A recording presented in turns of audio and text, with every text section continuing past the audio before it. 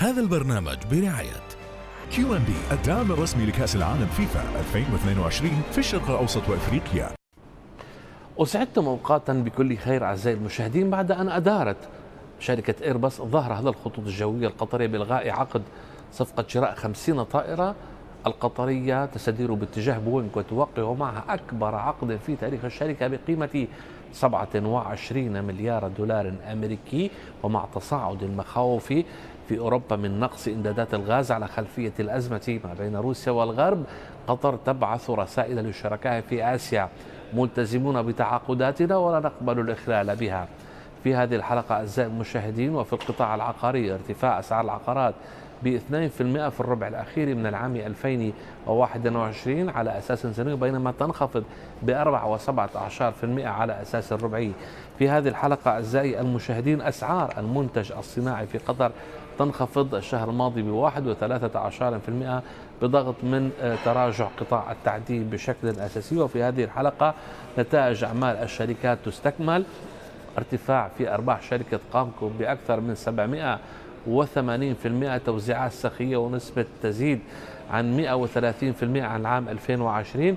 أرباح قياسية بالنسبة لشركة ناقلات الغاز هي الأعلى في تاريخ الشركة، ولكن التوزيعات لم تكن عند حسن ظن المساهمين. طبعا كانت هذه أبرز عناوين حلقة عين على قطر لهذا الأسبوع. المشوار ابتدأ، أهلا ومرحبا بكم. ارتفع الاحتياطي الأجنبي لقطر في يناير الماضي بنسبة 2.17% على أساس سنوي إلى 57 مليار و800 مليون دولار، مدعوما بارتفاع الاحتياطات الرسمية بنسبة 3% وصولا إلى 42 مليار دولار، والناتجة عن زيادة الاستثمار في أذونات الخزينة الأجنبية بنسبة 35% على أساس سنوي إلى 32 مليار دولار. أبرمت الخطوط الجوية القطرية سلسلة من الاتفاقات مع شركة بوينغ لشراء 50 طائرة شحن من طراز 777-8 بقيمة تصل إلى 20 مليار دولار، في اتفاقية ستصبح الأعلى قيمة في تاريخ شركة بوينغ، إضافة إلى توقيع مذكرة تفاهم لشراء 25 طائرة من طراز 737-10 وطلب حقوق شراء 25 طائرة إضافية بقيمة إجمالية تصل إلى 7 مليارات دولار. قال وزير الدولة القطري لشؤون الطاقة سعد الكعبي أن بلاده تحافظ على التزاماتها التعاقدية ولا تقبل الإخلال بها. وأضاف الكعبي أنه لا يمكن تلبية جميع احتياجات الاتحاد الأوروبي من الغاز من قبل جهة واحدة دون الإخلال بالإمدادات إلى مناطق أخرى حول العالم. ارتفع متوسط العائد على أذونات الخزانة القطرية التي أصدرها مصرف قطر المركزي الشهر الجاري بقيمة 600 مليون ريال إلى 0.34%، قياسا ب 0.32% عن إصدار شهر يناير الذي سبقه. ارتفع مؤشر أسعار العقارات بنهاية الربع الرابع من عام 2021 بنسبة 2% على أساس سنوي، بينما انخفض المؤشر بنسبة 4.17% على أساس ربعي عند 212.2 نقطة.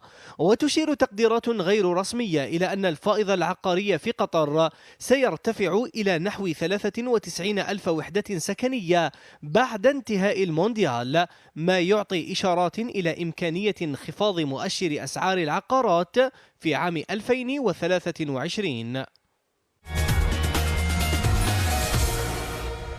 انخفض الرقم القياسي لأسعار المنتج الصناعي خلال شهر ديسمبر الماضي بنسبة 1.13% على أساس شهري، بضغط من تراجع أسعار قطاع التعدين بنسبة 2.13%، نتيجة الانخفاض الحاصل في أسعار مجموعة النفط الخام والغاز الطبيعي بذات النسبة. في المقابل، سجل مؤشر أسعار قطاع الصناعة التحويلية ارتفاعا ب 16%، بينما سجلت مجموعة الكهرباء والماء زيادة للشهر السادس على التوالي وبنسبة 7.19% قياسا بشهر نوفمبر 2021. ارتفعت الأرباح الصافية لشركة قطر لصناعة الألمنيوم قامكو بنسبة 780% لتصل إلى 835 مليون ريال، بدعم من الارتفاع القياسي في أسعار مادة الألمنيوم وزيادة الطلب العالمي، ما ساهم في نمو إيرادات بنسبة 42% لتصل إلى 3 مليارات و200 مليون ريال. وأوصى مجلس إدارة الشركة بتوزيع أرباح نقدية بنسبة 8% من رأس المال بإجمالي 446 مليون ريال. نتائج قياسية ولافتة بالنسبة لشركة قطر لنقل الغاز ناقلات، نمو في صافي الأرباح بنحو 17% على أساس الربع الأخير، هناك نمو ب 34% إلى مليار و350 مليون ريال قطري، هو الأعلى في تاريخ الشركة، مدعومة بشكل أساسي من ارتفاع الإيرادات بأكثر من 3%، 4 مليارات و100 مليون ريال قطري. أيضا تراجع المصروفات بنحو 2.8% كان أيضا من عوامل الدعم في نمو أرباح الشركة. تكاليف التمويل ما تزال حتى الآن ترهق البيانات المالية للشركة، الشركة ما تزال عليها مديونية بأكثر من 20 مليار ريال قطري. طبعا تعتبر ذراع دولة قطر والقوة الناعمة لها في الأسواق الدولية. سوف يرتفع عدد الأسطول إلى 180 ناقلة بحلول العام 2027، وذلك مع ارتفاع إنتاج قطر من الغاز الطبيعي المسال إلى 126 مليون طن. نتابع التفاصيل في هذا العرض. أعلنت شركة ناقلات الغاز عن نتائج قياسية للعام 2021، أرباح قياسية حققتها الشركة في هذا العام، ولكن هل كانت كافية بالنسبة للمستثمر؟ هل كان سعيد بهذه النتائج؟ وما هو الملف الأبرز الذي راقبه في تفاصيل هذه النتائج؟ بداية نلقي نظرة سريعة حول الأرقام التي تم الإعلان عنها. الأرباح الصافية ارتفعت بأكثر من 15%، إجمالي الإيرادات ارتفع بأكثر من 3%، وطبعا بحكم أن هذه الشركة تعمل في قطاع نقل الغاز استفادت بشكل كبير من ارتفاعات أسعار النقل التي شهدناها العام الماضي مع وجود الباتل نيكس، أزمات سلاسل التوريد العالمية، كلها أعطت دعم بالنسبة لإيرادات وأرباح الشركة. ولكن التوزيعات النقدية بهذا الملف أعلنت الشركة عن 12% من التوزيعات من رأس المال، ارتفاع بنسبة 9% عن العام 2020، ولكنها بحسب السوق وبحسب المستثمر لم تأتي كما هي التوقعات، وخصوصا لشركة بحجم ناقلات، حيث أن المستثمر كان ينتظر أن تكون التوزيعات أسخى بالمقارنة مع ما شهدناه في قطاعات وفي شركات أخرى في البورصة القطرية، وهذا ما تسبب بتراجعات على السهم بعد الإعلان عن هذه التوزيعات النقدية والتي جاءت أقل من التوقعات على الرغم من أن الأرباح جاءت قياسية.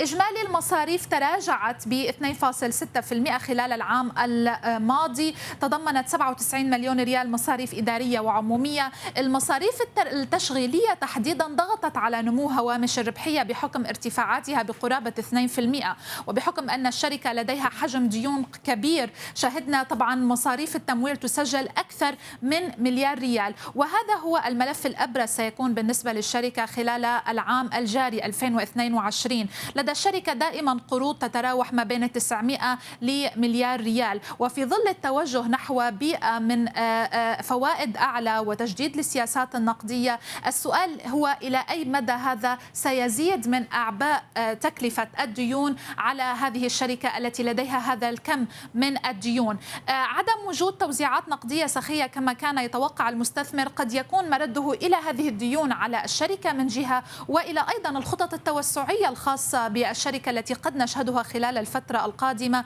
ما إذا كان لديها خطة لتوسيع عدد السفن وعدد طبعا أو حجم الأسطول بشكل عام. الموجودات شهدناها تتراجع بقرابة نقطة مئوية واحدة.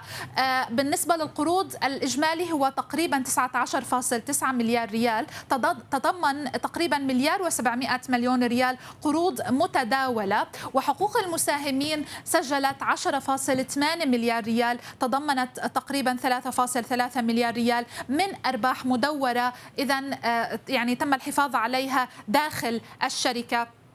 من جهة أخرى بالنسبة للمؤشرات والأرقام الخاصة بالعام 2022، ناقلات تمتلك 74 ناقلة تنقل فيها تقريبا 83 مليون طن سنويا من الغاز. هذا الملف تحديدا هو الملف الذي قد يؤثر على طريقة عمل الشركة خلال هذا العام، ما إذا توجهت إلى زيادة حجم الأسطول بالاعتماد على يعني التدفقات النقدية التي تملكها، وبالتالي ربما قد يكون هذا السبب وراء هذه التوزيعات النقدية التي لم تكن عند توقعات المستثمرين. ومن جهة أخرى طبعا كما تحدثنا تكاليف التمويل. أسعار نقل الغاز المسال تراوحت العام الماضي ما بين 64 ل 80 ألف دولار يوميا، وهذا أمر تحدثنا عنه على مدى العام الماضي بأن أسعار النقل عموما ليس فقط بالنسبة للغاز كانت قد سجلت مستويات قياسية. قطر للطاقة وقعت كانت عقود بقيمة 19.5 مليار دولار لشراء 100 سفينة لنقل الغاز. هذه كانت ما يتعلق بآخر الأخبار التي تابعناها بالنسبة لشركة ناقلات، وهذه الأرباح الاستثنائية التي سجلتها الشركة عن العام الماضي، ولو أن ردود فعل المستثمرين تجاه التوزيعات كان متباينا.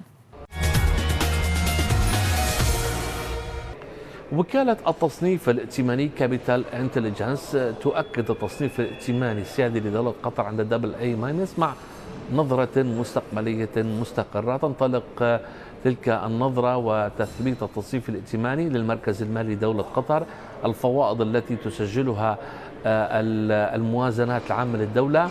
بالمناسبة ما بين العام 2000 وحتى العام 2020 سجلت موازنات قطر متوسط فائض قدره 9%. طبعا هذه الفوائد تم استثمارها من خلال الصندوق السيادي لدولة قطر الذي تزيد قيمته الاستثمارية عن 300 مليار دولار أمريكي. طبعا كابيتال انتليجنس تتوقع نمو اقتصاد قطر في العام 2021 ب 2.2%، بينما تتوقع النمو الاقتصادي ب 3.6% بين أعوام 2022 و 2023. وكالة التصنيف الائتماني كابيتال انتليجنس تثبت تصنيفها الائتماني السيادي لقطر عند درجة AA- مع نظرة مستقبلية مستقرة بدعم من الفوائض المالية المتراكمة والأصول السيادية الكبرى التابعة لجهاز قطر للاستثمار، فضلا عن احتياطات الغاز الهائلة ومستويات المخاطرة المحدودة.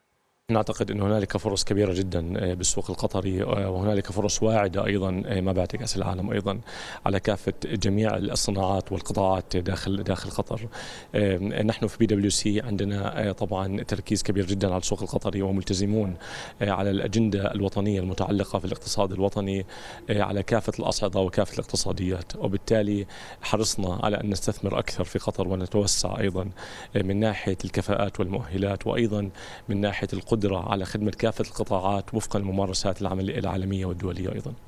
تقول الوكالة أن متوسط فائض موازنة قطر بين أعوام 2000 و 2020 بلغ 9% من الناتج المحلي الإجمالي، وتم استخدام الجزء الأكبر من تلك الفوائض للاستحواذ على حزمة من الأصول الخارجية والتي تزيد عن 300 مليار دولار، وهو ما يوازي 177% من الناتج المحلي الإجمالي.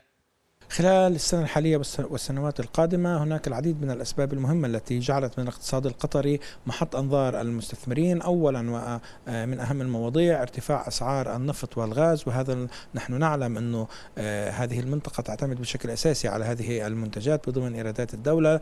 الأرقام الاقتصادية المهمة التي عم بتحققها دولة قطر على مستوى فوائد ميزان تجاري، على مستوى فوائد الميزانية، أيضا تجعل من النظرة المستقبلية مزيد من التوسع. الأحداث المهمة كأس العالم خلال هذا العام سيكون أيضا محط أنظار. وتتوقع الوكالة أن تحقق موازنة قطر للعام 2021 فائضا ماليا يوازي 2.18% من الناتج المحلي الإجمالي، وأن يسجل الفائض متوسطا يبلغ 27% من الناتج المحلي الإجمالي خلال 2022-2023، كما رجحت نمو الاقتصاد القطري بواقع 22% في عام 2021 على أن يسجل متوسط نمو عند 13.16% في عامي 2022 و2023، مدفوعا بانتعاش القطاع غير النفطي بفضل مونديال 2022 الذي سيحفز الطلب على القطاعات غير النفطية وعلى رأسها قطاع الخدمات.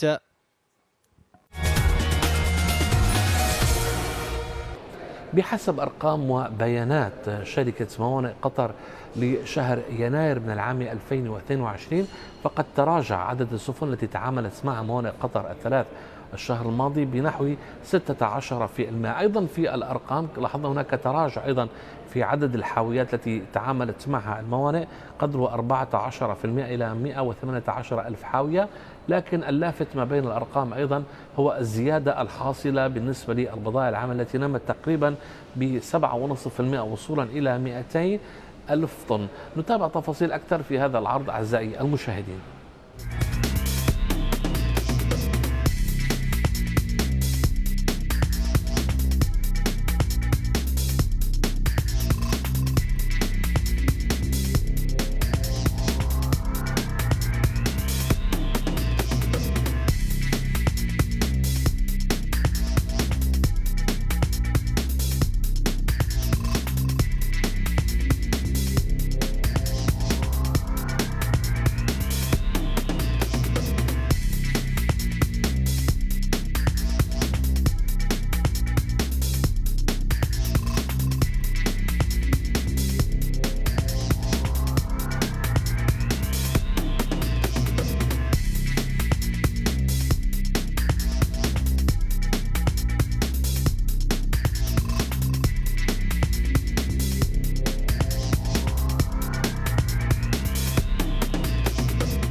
أعزائي المشاهدين، ما زلنا معكم في حلقة عين على قطر لهذا الأسبوع. فاصل إعلاني قصير ونعود لمتابعة أهم ما تبقى في هذه الحلقة. سوف نكون في وقفة تحليلية وقراءة مع النتائج المالية لشركة مقدام مع رئيس مجلس الإدارة، وكذلك أيضا مع احتفالية قطر برفع أعلام الدول المتأهلة لكأس العالم قطر 2022. لا تبتعدوا كثيرا، ابقوا معنا.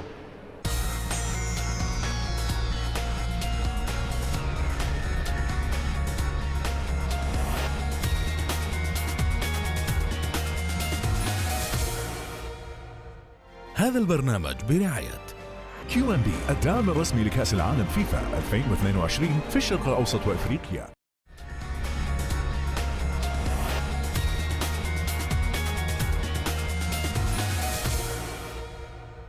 هذا البرنامج برعاية QNB الدعم الرسمي لكأس العالم فيفا 2022 في الشرق الأوسط وأفريقيا. مرحبا بكم من جديد أعزائي المشاهدين، متابعة للقسم الثاني من حلقة عين على قطر. شركة أو مجموعة مقدام القابضة كانت حديث الساعة هنا في قطر ونجم التداولات على خلفية التوزيعات القياسية التي أعلنت عنها الشركة في أقل من 7 أشهر بعد إدراجها في السوق البورصة القطرية. طبعا للإضاءة حول تلك النتائج والتوزيعات السخية جدا وانعكاس على سعر السهم، هذا ما سوف أناقشه مع ضيفي لهذا الأسبوع مع رئيس مجلس الإدارة الشيخ محمد بن نواف آل الثاني. أرحب بك سعادة الشيخ.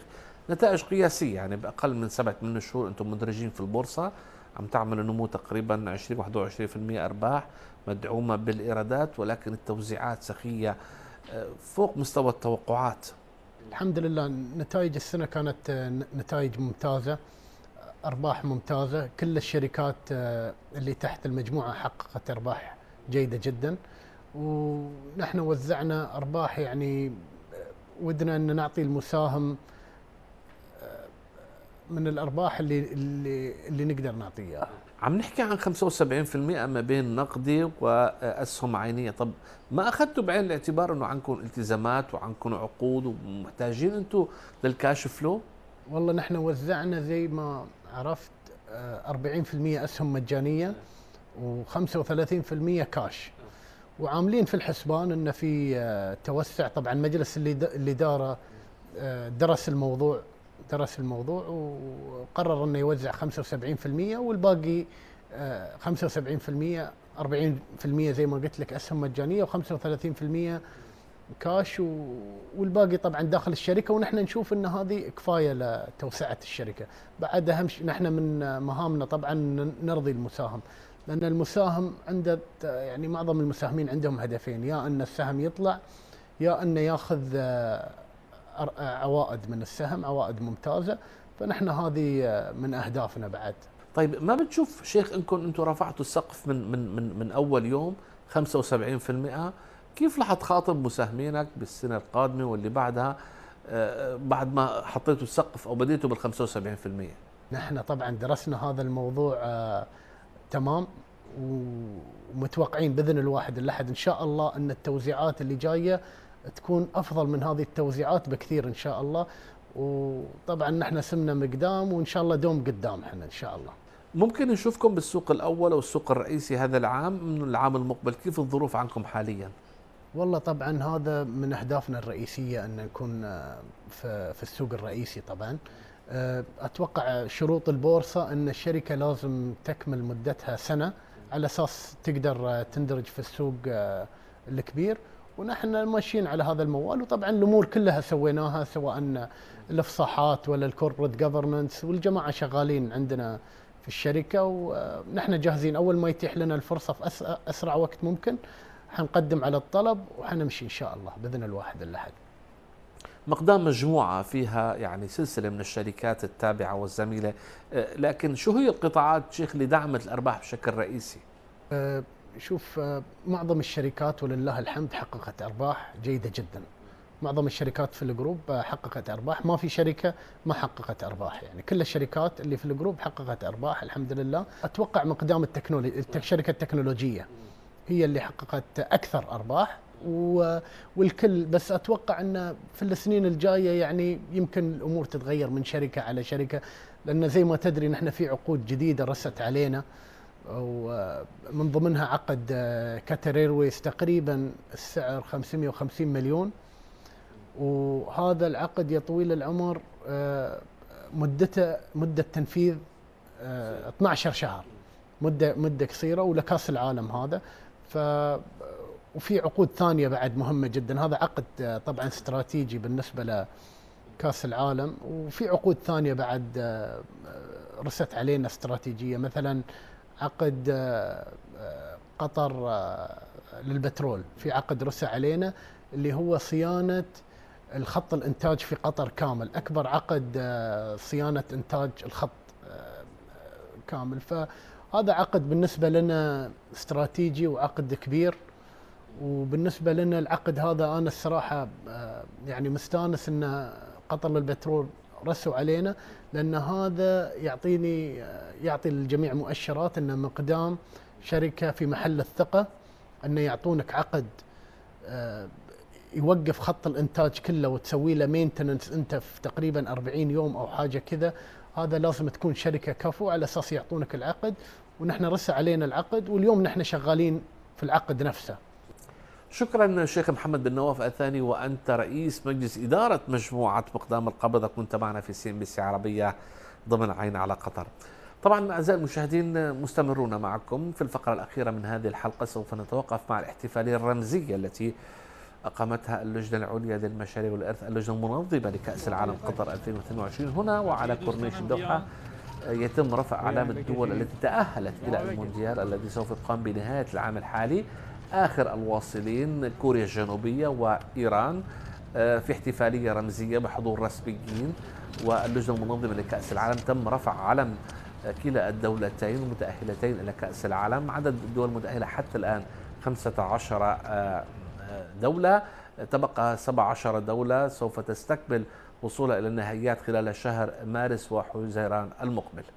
احتفلنا اليوم برفع علام الجمهورية الإسلامية الإيرانية وأيضا كوريا الجنوبية في احتفالية كانت دلالاتها أكبر من قضية رفع علام، ولكن هي كانت دعوة صادقة من قطر بقطريين ومقيمين وبلجنة ومنظمة لجماهير هذه الفرق للحضور والاستمتاع في أجواء كأس العالم. وعدنا بأنها تكون نسخة هي الأجمل في تاريخ بطولات كأس العالم لكرة القدم.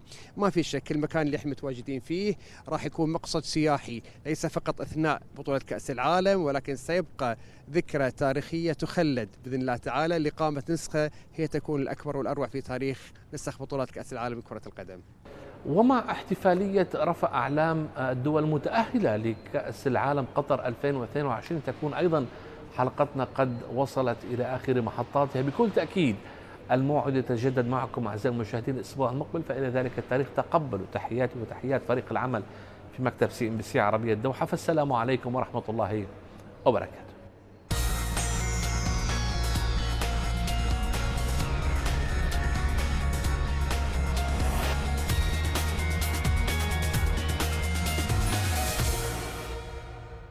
هذا البرنامج برعاية QMB الدعم الرسمي لكأس العالم فيفا 2022 في الشرق الأوسط وإفريقيا.